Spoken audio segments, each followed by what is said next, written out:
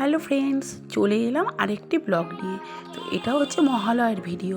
তোমরা ভাবছো মহালয়া শেষ হয়ে গেছে, আজকে আমি মহালয়ার ভিডিও কেন দিচ্ছি? কারণ হচ্ছে আমাদের এখানে মহালয়ার মেলা 3 দিন ধরে চলে। তো 3 দিন ধরে চলে, তাই জন্য আমি কালকে মেলায় গেছিলাম। তো সবার আগে দেখাই তোমাদেরকে এখানকার শিব ঠাকুরটা। তো আমাদের এখানে যে পিলখানা আছে, পিলখানার শিব ঠাকুরটা বিশাল বড়। তবে কত ফুট উচ্চতা আছে সেটা আমি বলতে পারছি না, তবে তোমরা দেখে নাও। এক মানুষের উপর থেকে শিবটা শুরুই হয়েছে, আর তারপরে তো বিশাল বড়, কি বলবো, খুব সুন্দর। আর এটা হচ্ছে আমাদের যে পিলখানাতে যে শ্মশান রয়েছে, শ্মশানে শিব ঠাকুরটা বসানো রয়েছে। তো এটা পার্মানেন্টলি, এটা সবসময় থাকে আর কি। তো চলো এখন মেলা ঘুরে নেওয়া যাক। তো তো ফ্রেন্ডস, এখানে হচ্ছে 51 পিঠের মেলা হয়। তো 51 পিঠ বলতে কালী ঠাকুরের যে নানান তোমার রূপগুলো আছে, তো 51টা পিঠ, তো সেটারই মেলা। তো মেলাতে ঢোকার আগে কয়েকটা দোকান ছিল, তো আমি সেটাও ঘুরে নিলাম একটু। তো তারপরে তোমাদেরকে দেখাবো 51 পিঠের মেলা। তো হচ্ছে 51 পিঠ বলতে 51টা প্রতিমা তৈরি করা হয়।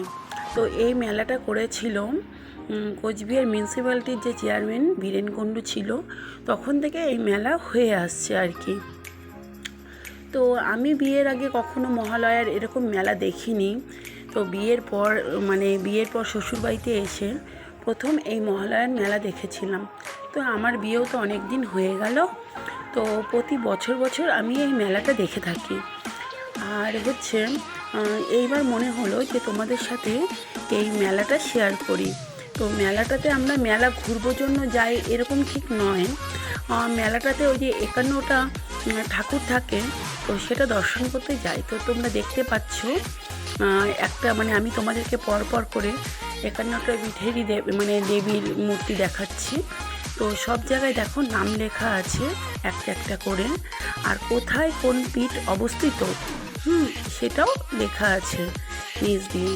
তো সত্যি কথা বলছি, এত সুন্দর লাগে, কি বলবো। আর এই যে মহালয়ার যে রাত্রে এই 51 ঠাকুরেরই একসাথে পুজো হয়, সারা রাত ধরে পুজো হয়। তো পুজোতে কখনো আসিনি আমি, তবে আমাদের বাড়ির থেকে খুব কাছে হওয়াতে আমরা রাত্রেবেলা পুজোর আওয়াজ শুনতে পাই যে ওইখানে পুজো হচ্ছে। তো একবার পুজোতে আসার খুব ইচ্ছে আছে, জানি না ঠাকুর কবে ইচ্ছেটা পূরণ করবে, বলতে পারছি না। তবে মেলাতে প্রতিবারই আসি। আর মেলা ঘুরতে কার না ভালো লাগে বলো? আর যেখানে এরকম একটা সুন্দর পরপর ঠাকুর দর্শন করা যায়, পুরো তোমরা গুনে দেখতে পারো, পুরো 51টা মূর্তি রয়েছে এখানে। তো কোচবিহারে এই জিনিসটা আমার কাছে খুব নতুনত্ব লাগে, যেটা সব জায়গায় দেখা যায় না। আমার বাবার বাড়িতে যেরকম আমি 64 মহন্তর ভোগ দেখতাম, মনে আছে, ওটাও আমার কাছে খুব নতুনত্ব লাগতো। আর এখানে এই 51 পিঠের ঠাকুর দর্শনটা সত্যি খুব ভালো লাগে। তো তোমরাও এখন একটু দেখো, এই যে দেখো দেবী লক্ষ্মী, সেটা হচ্ছে বাংলাদেশে আছে, আমি দেখালাম।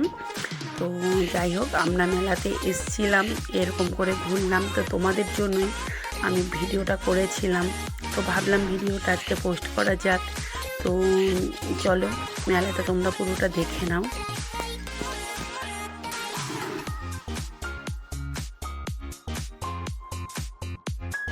তো বন্ধুরা, আমি তো তোমাদেরকে 51টা ঠাকুর দেখিয়ে দিলাম, আশা করছি তোমরা দেখলে। তো চলো, আমার ঠাকুর দেখা হয়ে গেছে, এখন আমি মেলাতে একটু ঘুরবো, ঘুরে টুরে বাড়ি চলে যাব। তো মেলা ঘুরতে আমার বেশ ভালোই লাগে, সব কিছুই ছিল মেলাতে, ছোটো মোটো দোকান থেকে বলতে পারো, কাঠের দোকান থেকে, নাগরদোলনা থেকে, একটা ছোট্ট মেলাতে যা যা থাকে এই মেলাতে সব কিছুই ছিল। তো বেশ ভালোই লাগছিলো, সাথে রোকোকে নিয়ে আসছিলাম, আমি আর রোকো এসেছিলাম। তো আমরা খুব মজা করলাম মেলাতে। তো তোমাদের ভিডিওটা কেমন লাগলো? তোমাদের যদি ভালো লেগে থাকে অবশ্যই লাইক অ্যান্ড কমেন্ট করো। আর যারা ফেসবুক থেকে দেখছো অবশ্যই ফলো করো। আর ইউটিউব থেকে যদি দেখে থাকো তাহলে পরে অবশ্যই চ্যানেলটা সাবস্ক্রাইব করে দিও। তো এরকম ছোট ছোট ভিডিও নিয়ে আমি তোমাদের সামনে আসতে থাকবো, আশা করছি তোমরা আমার পাশে থাকবে, সাথে থাকবে। তো আজকে সময়টা খুব কম থাকায় আমি ভিডিওটা আর বেশি বড় করতে পারলাম না। তো সবাইকে জানাই মহালয়ার শুভেচ্ছা। এবং সামনে পুজো আসছে, শারদীয়ার অগ্রিম শুভেচ্ছা। সবাই খুব সুন্দর করে পুজো কাটাও, পুজোতে খুব খুব খুব আনন্দ করো এবং সবাই ছবি পোস্ট করো। আমি সবার পোস্ট অবশ্যই দেখব এবং আমিও তোমাদের সাথে থাকবো, পাশে থাকবো। তো চলো, আজকের ভিডিওটা আমি এখানেই শেষ করছি। সবাই খুব ভালো থেকো, টাটা।